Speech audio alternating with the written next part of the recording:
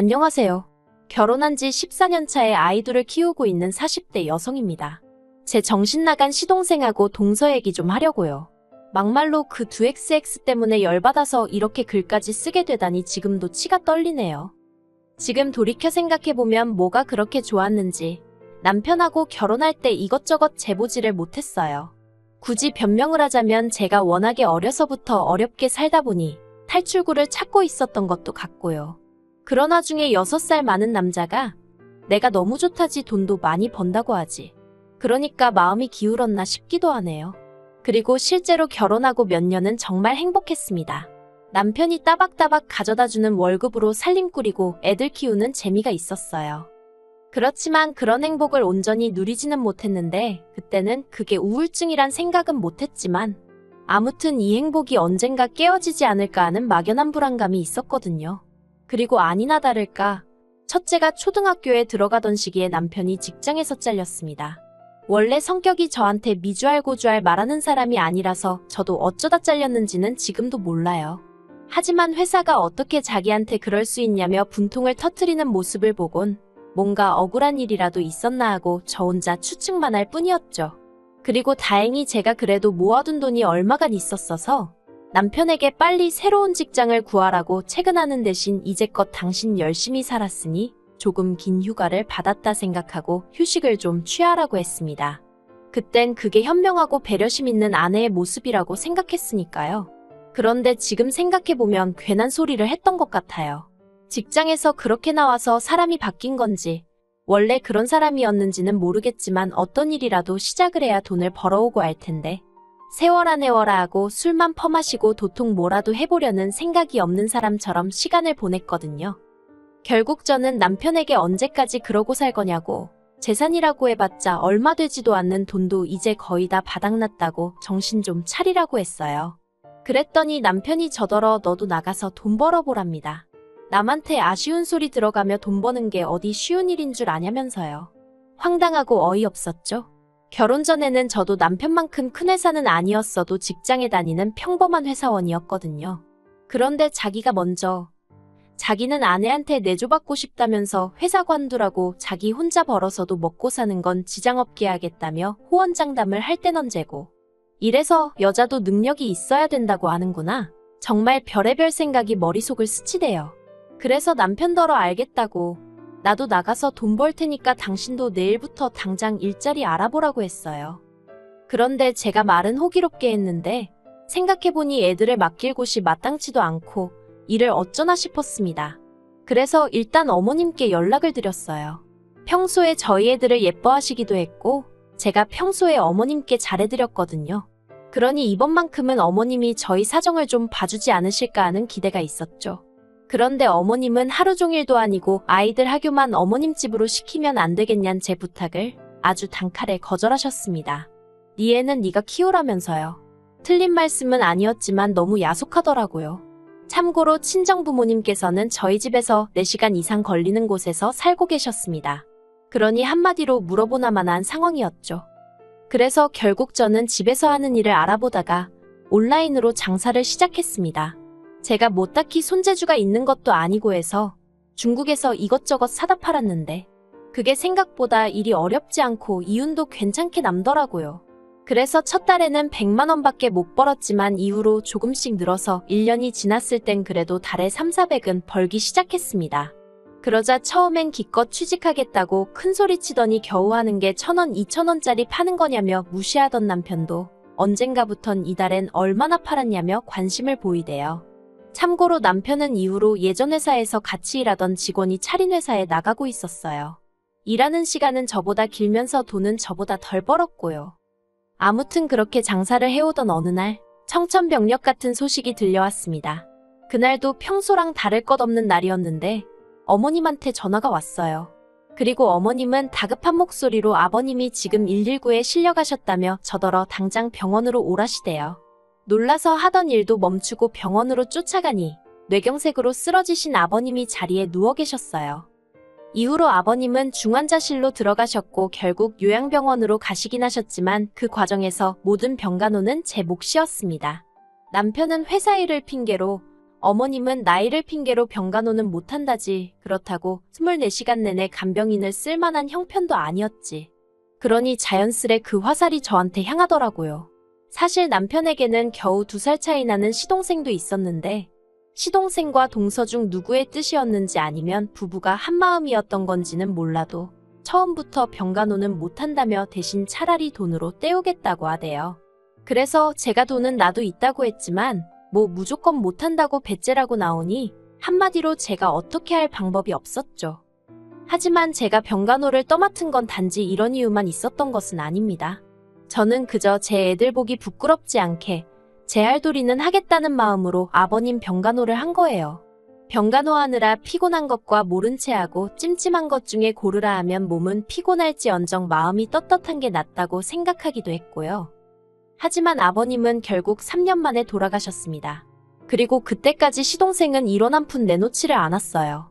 자기들도 애 키우고 어쩌고 하느라 돈 들어갈 데가 많아서 도통 여유가 없다면서요. 그리고 하늘도 무심하시지. 아버님께서 돌아가시고 얼마 지나지 않아 어머님이 대장암 3기라는 진단을 받으셨습니다. 그리고 이때부턴 정말 하루에도 몇 번씩 눈물만 났어요. 왜냐하면 남편이고 어머님이고 당연히 제가 어머님 병간호를 해드릴 거라 생각하는 눈치였거든요. 남편은 심지어 저더러 자기 어머니를 살려달라며 눈물을 보이는데 어이가 없어서 환장하겠더라니까요. 정말이지. 이게 내 팔자가 사나워서 이런 건가?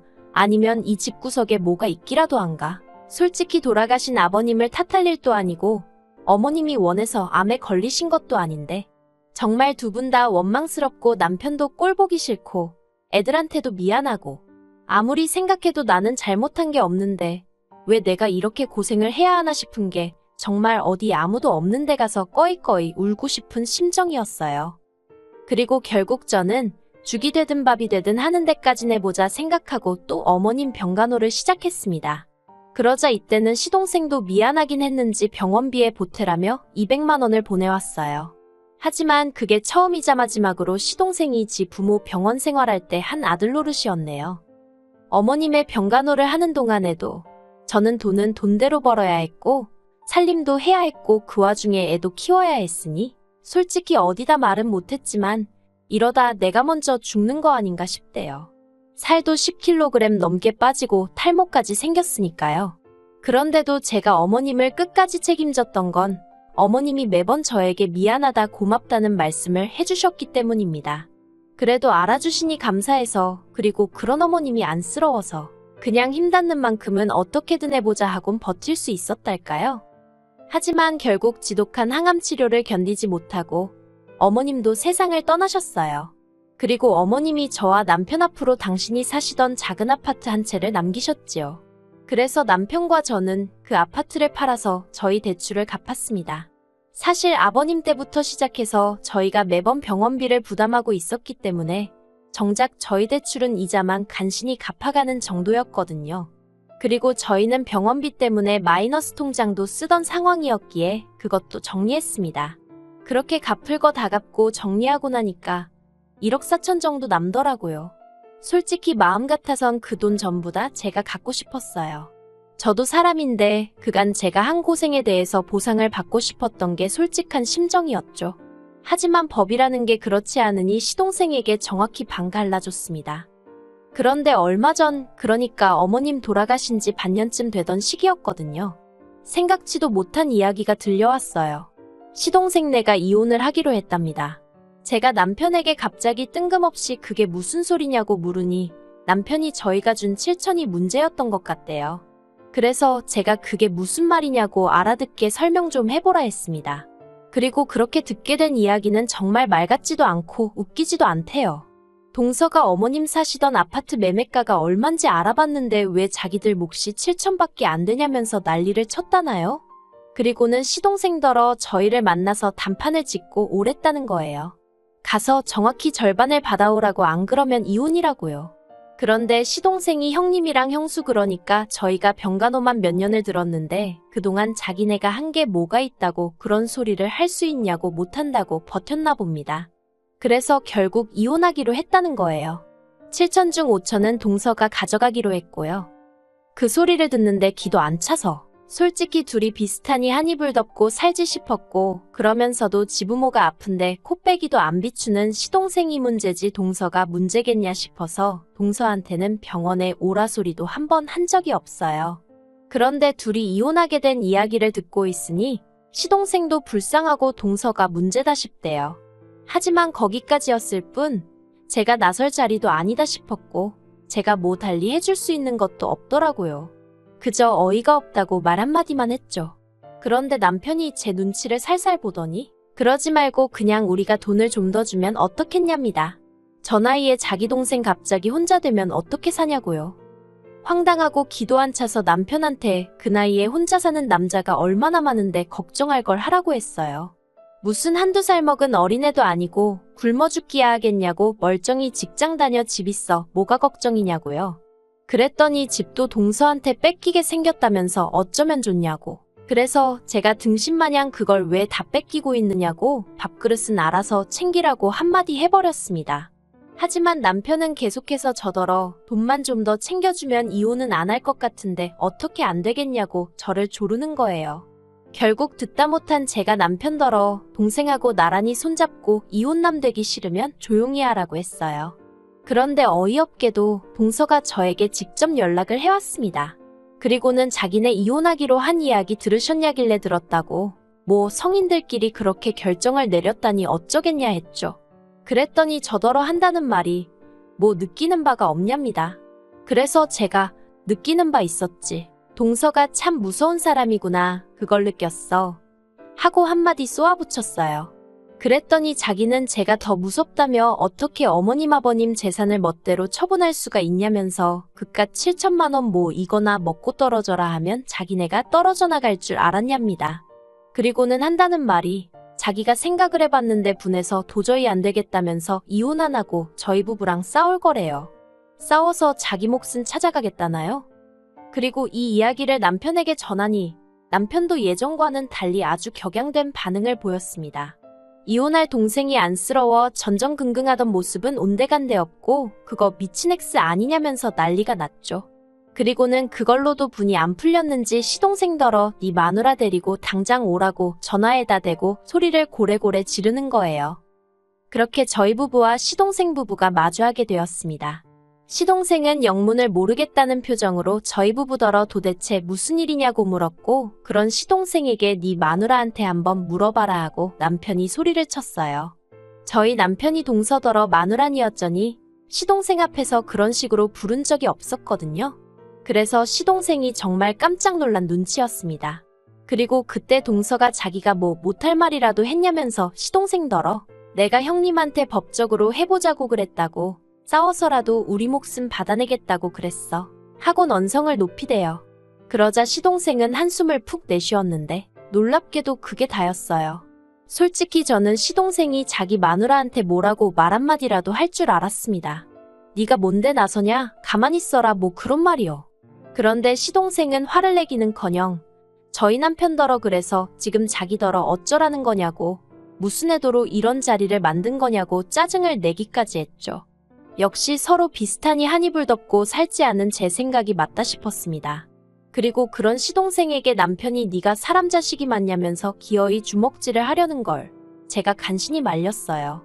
혹시나 나중에 법적으로 정말 다투게라도 되면 괜히 트집 잡힐 일이나 생길 것 같단 생각에 본능적으로 남편 주먹을 낚아챈 거죠.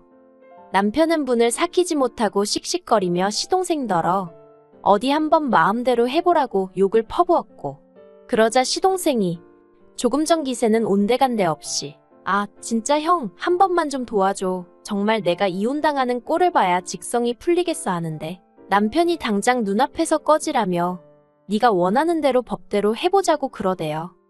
하지만 그 일이 있으므로 소송을 건의어쩌니 하더니 집으로 종이 쪼가리 한 장 오는 게 없었습니다. 대신에 어처구니 없는 소식이 들려왔지요. 한통 속인 것 마냥 굴던 시동생 부부가 이혼 소송 중이라고요. 속사정이 정확히 어떻게 된 건진 모르겠지만 시동생이랑 동서가 서로 탓을 하고 있다나요. 시부모님 생전에 시동생이고 동서고 뭐 한 게 없으니 법적으로 재산 가지고 다퉈볼래도 답이 안 나온다 싶었던 건지.